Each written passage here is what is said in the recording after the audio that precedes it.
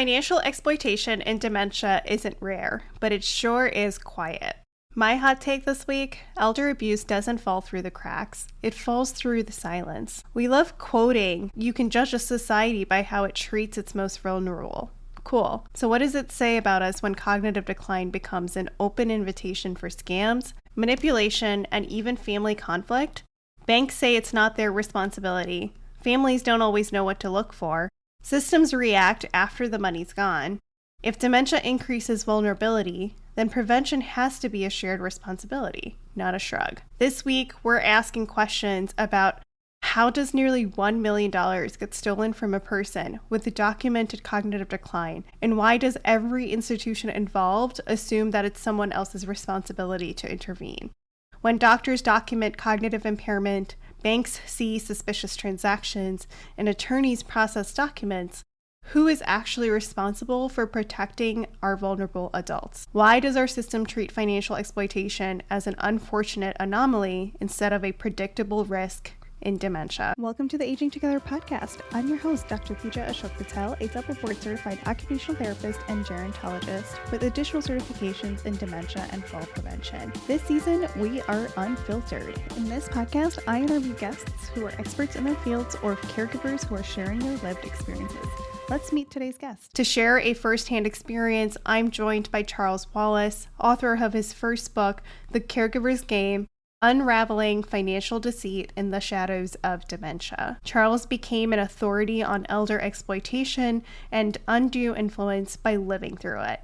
When COVID lockdowns forced social isolation on elderly Americans, his mother's cognitive decline made her an easy target for a caregiver who used the restricted access to commit systematic theft. Red flags like unusual expenses and vanished family heirlooms led Charles into a 3-year legal battle to expose the deception that flourished during a time when elder financial abuse rates jumped dramatically and families were powerless to intervene.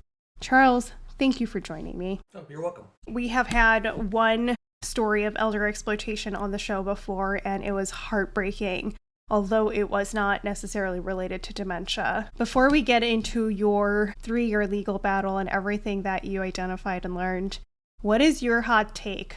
It's a challenge. Financial elder abuse is really a family issue because you don't have a lot of institutions that will put their foot down and say, you know what, we think something's going on. Some of them will use, APS as a fallback, but some will just say, as an institution, we can hit decline, but we really can't use your age or anything else to really just determine what a transaction looks like.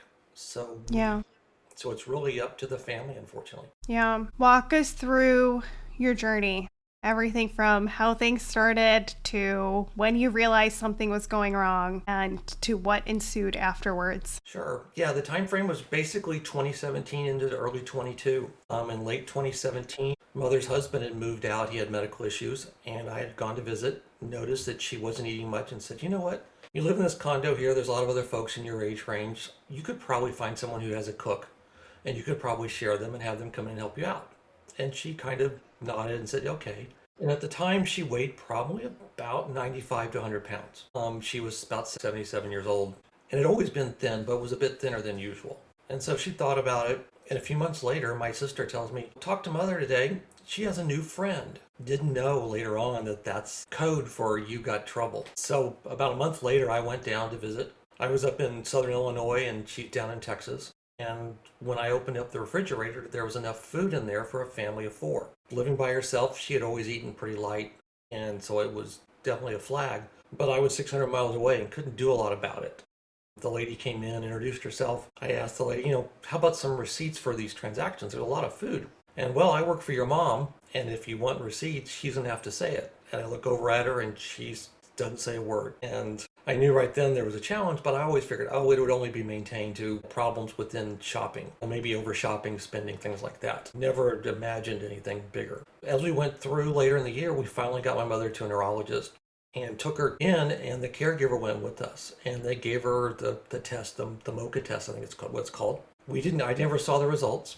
But I noticed she was struggling, especially when they asked her to draw the picture that's part of the test. And didn't see the results. And apparently she went back and had it again back in February, so that was October, and told my sister, oh, I did better. I must be getting better. Found out later that what had happened was she had gotten 1 point higher from the test from before. So that didn't really mean much. But we didn't see the results for months later. But the caregiver was sitting in the room both times. And she knew exactly what she had. I found out later on she had done this to an elderly man about 10 years earlier. But as 2018 went through into 2019, my sister decided to get a capacity letter from the neurologist. Say, hey, let us know if, because we think there's some stuff going on, but we can't prove it. Does she have the capacity to really make these decisions? She was surrounded by an attorney, a broker, and a CPA, two of which had been with her for more than 30 years. So you would think, oh, they'd have a clue if she started having some signs of issues. But we sent the letter. The doctor said, nope, she doesn't have the capacity. It was the end of July of 19. And within 10 days of the letter being sent out there, my sister and I were removed from the medical power of attorney. So now we had no contact at all. My sister was on the West Coast. I was in the middle of the country. And she said, oh, well, we added my friends that are here in town. So just in case there's an emergency, it's somebody local, which I didn't buy, but they added those folks because they wouldn't ask questions. And a month later, suddenly my mother is in an apartment because her condo had flooded. And she was moved out and then moved into a new condo about 10 miles away in an area basically was unfamiliar with her, didn't know anybody there, but it was a nice place. But she had no friends there. She was kind of all alone. And rolling into 2020, I said, well, I'll go down and visit. And amazingly, the week I was going to go visit was the week everything shut down in March of 2020. So I didn't get down there. My sister didn't get down there. We didn't get down there until the summer of 21. And by then, she had already kind of, regressed quite a bit and was moved into an assisted living in the middle of 21. But in the meantime, we didn't know what was going on otherwise. Nobody was telling us anything. We'd call and we had, 10-minute conversations with her, but most of the time they were prompted. You could tell she had the phone on speaker. And she couldn't really carry on much of conversation, so you knew medically she was going downhill, but again, we didn't know what to expect. Going forward into early 22, my mother passed away in early March. When we went into town to see, basically to settle her estate, the CPA, who was her executor, gave us a sheet of paper and said, well, this is what's going in probate, and this is what's outside of probate. And he shows us that the caregiver was suddenly getting a $250,000 annuity that had been set up in early 2019, and then a new will that had occurred in January of 20 that gave her another $300,000. So basically $500,000 had showed up. That was for her. She had shown up on her own. She didn't come from an agency. She had been working for a neighbor lady in the condo. But my mother said, I don't need a background check because that neighbor lady is pretty cautious. And they had done a background check at that agency. These kind of things don't get reported, so they don't show up on any background check. But from there, we started probate, contested probate, was able to contest the annuity. So within 90 days, the annuity was contested. But suddenly at day 100, the caregiver dies, or at least we were told it died. So about 6 weeks later, I finally see the death certificate for the caregiver.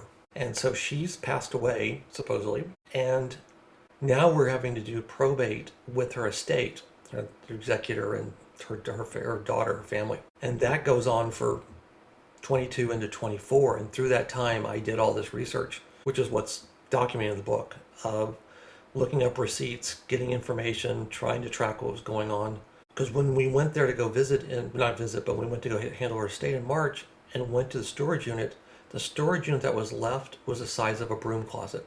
So her condo that had been about 2,300 square foot was reduced down to a broom closet by the time we got there. So all the boxes of family photo albums, yearbooks, things like that, pictures when we were kids, a lot of them, they were gone. And so that's where we got left. And it just made me just kind of want to go, what happened here? And that's kind of what drove me through all the research that I did. Wow, what a roller coaster. Yeah. You ended that with supposedly she died. So did she not actually die? Well, all the, we'll call it legal evidence says she died. She lived the south side of town. The hospital she died at was an hour north in a different county. She had visited that hospital, and so she died in June of 22. Visited that hospital September of 21 because she told the CPA when she was working for my mother, she had gone home sick and went to the hospital because she thought she had the flu. But she told the CPA she was going to the hospital and she named the chain of it, like a Mercy or something like that. Well, there was one down the street from my mother, it was about 10 minutes away,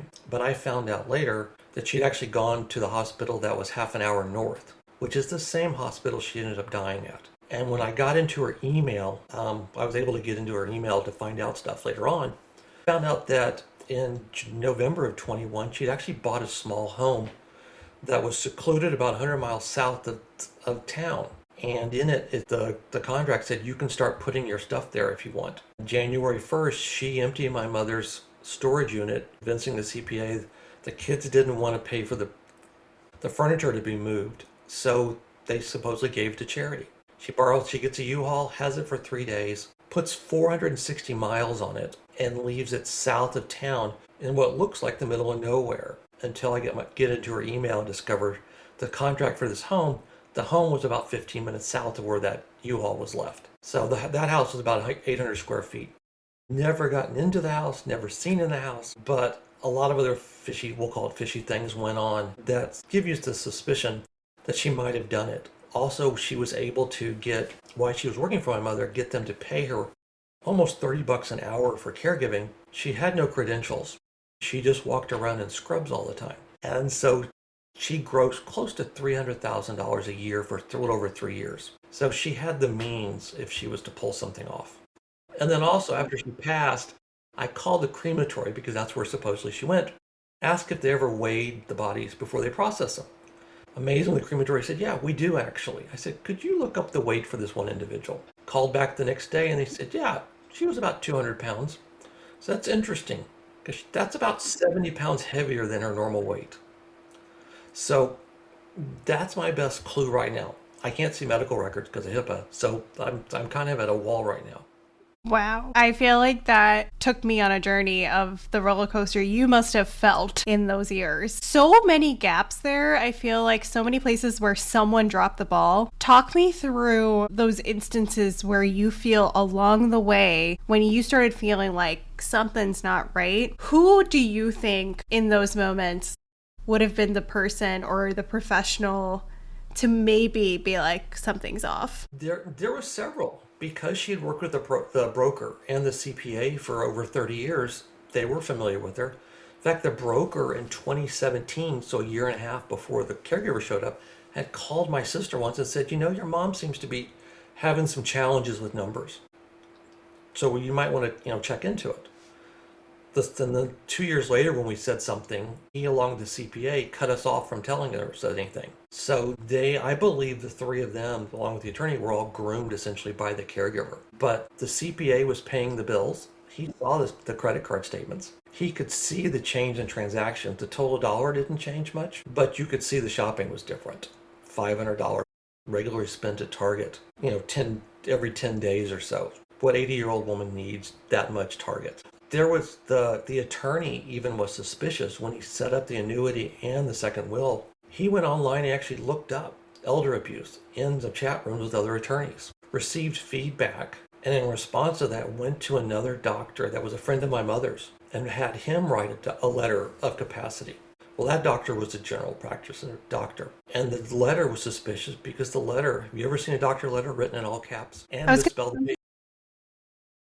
I was going to say, I have so many questions because I have worked in the space of where we have the unfortunate news that someone's family member does not have the capacity to make decisions anymore. And generally, POAs are always a big hit or miss, but like whether they have the paperwork done or not. But generally, as soon as that happens, that's sort of that first line of communication of like, get your legal work in a row, right? Like, make sure you can make decisions for this person, for healthcare and for financial. The fact that after it was deemed that she didn't have capacity, she was able to change a will, I think is just uncomprehendable. Yeah. The only thing that I was able to get explained to me was middle of 2024, we were able to get a forensic report from a psychiatrist who did a lot of that type of work in town. Took all the medical records and basically said,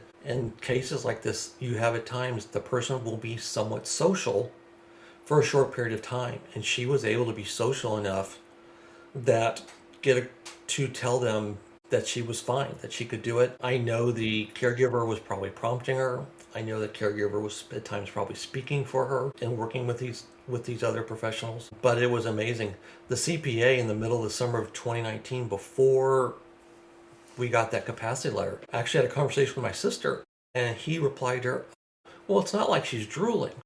Like, that's a sign of dementia. There's so much like poor education and just so much around what dementia is and how it presents that makes all of this so much worse, because it's like, if you just knew a little bit about dementia, a lot of this may have been prevented or caught early. Right. But Yeah. there's so much misinformation, so many like stigmatized stereotypes of how they might present. And because someone can hold a social conversation and be what we call lucid for like 10 minutes, you're like, oh, they're fine. Yep. And that's what she was doing. And it was, Yeah. when I saw my mother in 17, I noticed she had some issues with her hands and told us she'd been diagnosed with, I forgot what it was, but it was a form of Parkinson's essentially. The dementia wasn't on my radar, and I'd never been around it, and had never seen clues of it, and just associate some of her actions to, well, she's 75, almost 80. It's understandable, some of that. But if you went out to eat with her and watched her handle or attempt to handle silverware at that time, you knew something was up, but you just didn't know what, because I didn't have the medical background. And tried to get the CPA and the broker to take her out to lunch, even. And I asked him, this was probably summer of 19, I said, take her to lunch and don't allow her to eat soup. Make her order something where it's not soup. And I got a phone call from my mother. Well, actually, I called her a couple weeks later, and she goes, what do you mean telling them I don't like soup? And I'm sitting there thinking, the first thought is, they turned around and told her that. And I was just shocked. I couldn't believe it. Yeah. I did a lot of research on it. Now I have a clue of some signs, but it just was just amazing. And it was kind of funny. My sister and I flipped roles where she was the one that initiated the capacity letter. And I thought, why would we ever need that? And then fast forward to when my mother passes, and I started looking and I said, you're not going to believe all this stuff. And she's like, no, it couldn't be. And I would hand her another receipt and then something else.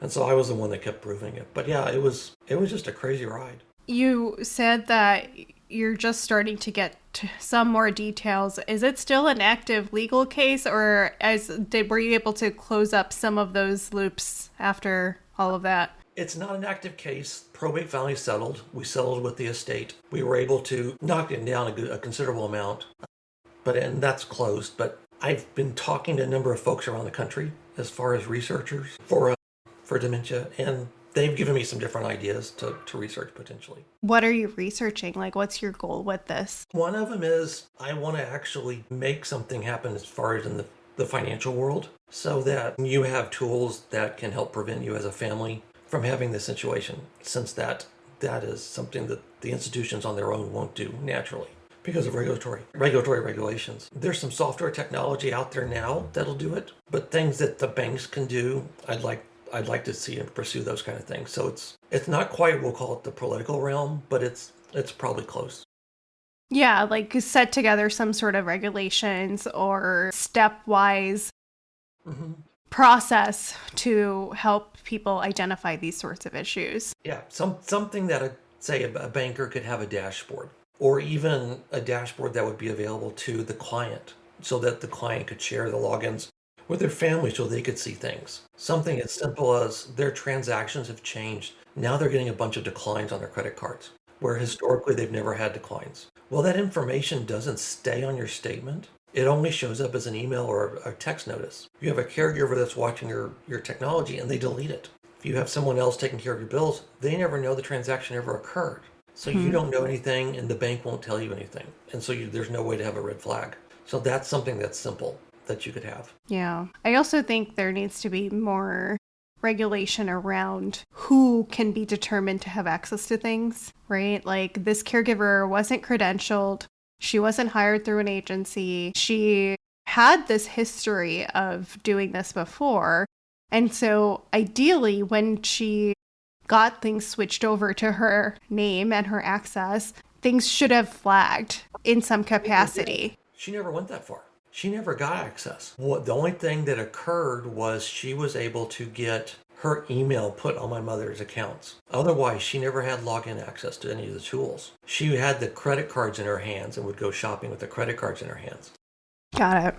But yeah, she did get, whether it was the bank, the car dealer, the different offices, they started using her email to communicate, which is what I found when I got into her email. So that explains some activity that was going on. Yeah. I mean, I think even to that extent, I think it's a little ridiculous that she was allowed to use her email address for communications with all these different entities when she's not a relative and not family. No, I totally agree. And it was, I'm sure when she went into places, whether it was the car dealer or even the bank, the local bank, with my mother said, oh yeah, you can let her communicate with you, because I'm sure she just, she didn't want to, cross her. Yeah. So, I mean, eventually I found there was actually a record at one point that they actually said, you need to sign this, that you're going to have access to certain things. But yeah, no, once you've got someone who's isolated, like my mother was, dependent on her, and doesn't want to cross her because she doesn't want to be left alone, and had fears of being put in an assisted living on her own because she never wanted to do that. She went along with most anything, apparently. I think the most unfortunate part of that is that when she had to move, you weren't consulted either. Right. That, I feel like I guess it depends on how that move occurred, but if there was a realtor involved, I feel like that should have been a red flag there of why isn't there a family member involved?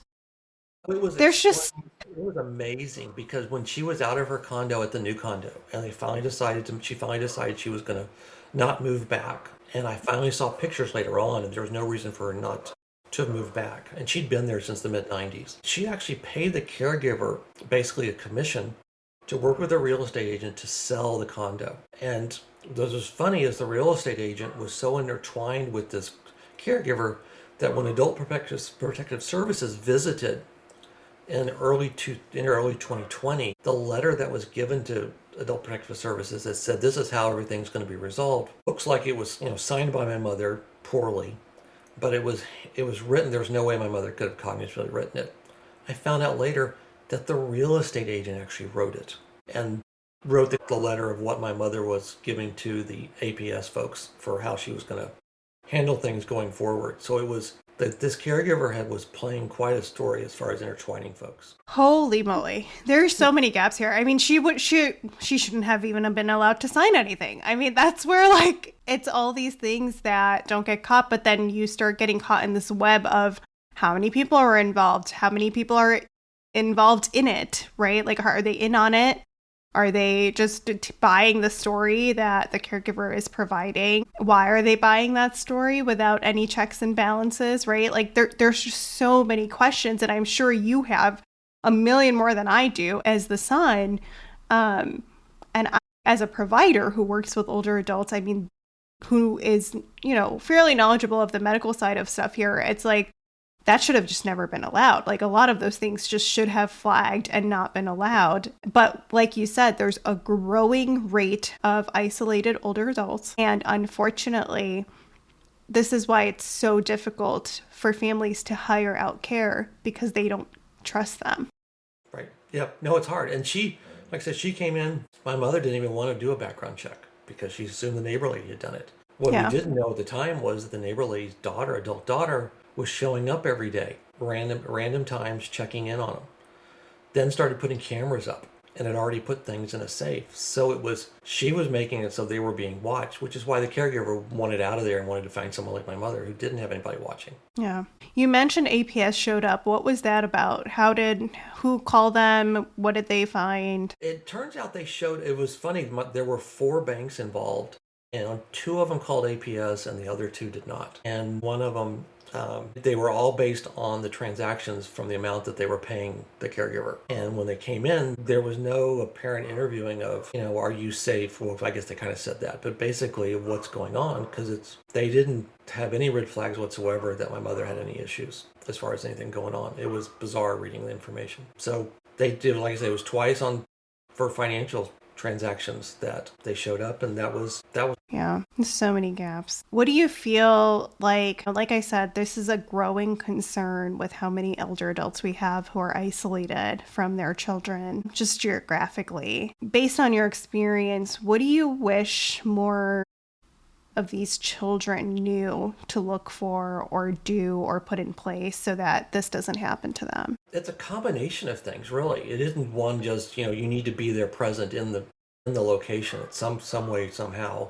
or have someone you can rely on. But if you've got someone like a caregiver, things like bills and, payment of financial statements and whatnot, all that should be forwarded away from your apartment or condo or home to the CPA or whoever it is that's going to pay your bills. Maybe it's a relative, so that they have no access to that information. That was one of the things we were concerned about. My mother started suddenly having them help clean out her files and log into her account. And so she showed them everything. And you can't really stop that without a login. Yeah. So it's a combination of things. But you almost have to have that conversation early before they get to an older part where you say, okay, this kind of status happens. How do we want to share information? How can we make sure that you're still safe and things are done the way you want them done? And what happens is the parents that are really, we'll call it independent, don't want to share. And I've heard this story from a number of places. Occasionally, even if it's a guy, every once in a while, he marries the caregiver, are the stories you hear, but it's because they don't want to share with the kids. And so it's difficult. They put caps on how much money can they pull out of an account at once or something. But even then, what are you going to do? So it's a tough thing to work through. Do you want to set up a registry for caregivers? Maybe fingerprinting, something like that, so that you can at least have something somewhat reliable that you can get information from. You've got to have, the real estate agents registered, the brokers registered, maybe the caregiver should be registered, or at least have the opportunity to be registered. They always should be. I always recommend going through an agency because they do all of that, right? And then you have someone to trace it back to. There's criminal repercussions of doing stuff like this. And then you can actually use that to your advantage if something does happen. When you have someone who is independently hired with no connections, no background, there's not much you can do. You don't have anything to rely on to prosecute them or to charge them or even, get them fired or do really anything. Yeah, it's hard. Yeah. I mean, financially, one of the things I put a list kind of in the back of the book because I took the approach of there's nothing out there that shows what happens on a daily basis. You see books written by attorneys and financial planners, put a trust together and wills and whatnot. But how do you deal with them day to day? Things like, don't give them a credit card that only has a max of $40 on it for a week. They can't get another card until they give you all the receipts. Stuff that puts limits on, how much trouble you have. Definitely use safes, put things away in safes. Visit often. Things like that seem like common sense stuff, but it's one of those things that alone would have helped. Yeah. Yeah, I mean, it's one of those out of sight, out of mind things, right? Like just things you don't really think about. In some of the work that I do with preparing families for caregiving roles, this is not something that ever really comes up, right? Of, if you do hire somebody, here's X, Y, and Z that you should be mindful of. And you're absolutely right. I don't know that I've ever come across a checklist like that where it's like, here's X, Y, and Z, here's a list of 10 things to be mindful of and as you prepare to hire somebody. Right? Yeah. And so I think that's... Too. Yeah, because she hired her, so I couldn't fire her. That was huge. Yeah. I do, something that keeps coming back to my mind that you said, which, from the legal medical standpoint of my brain is just like, how did this ever happen? Is the fact that they were able to remove you as her medical power of attorney, knowing that she did not have decision-making capacity. They just ignored it. And to top it off, the second medical letter, apparently the attorney didn't totally believe it. So when he executed the second will, he asked the broker and the CPA for them to write a letter of capacity. The broker did. Can they do that though? Is that within their jurisdiction? No. It's like me asking you with your background to write a will for me. No. Right. No, they couldn't do it. No, but he wrote one. The CPA wrote one, and the attorney said, "Cool, I'm covered," and walked out the door.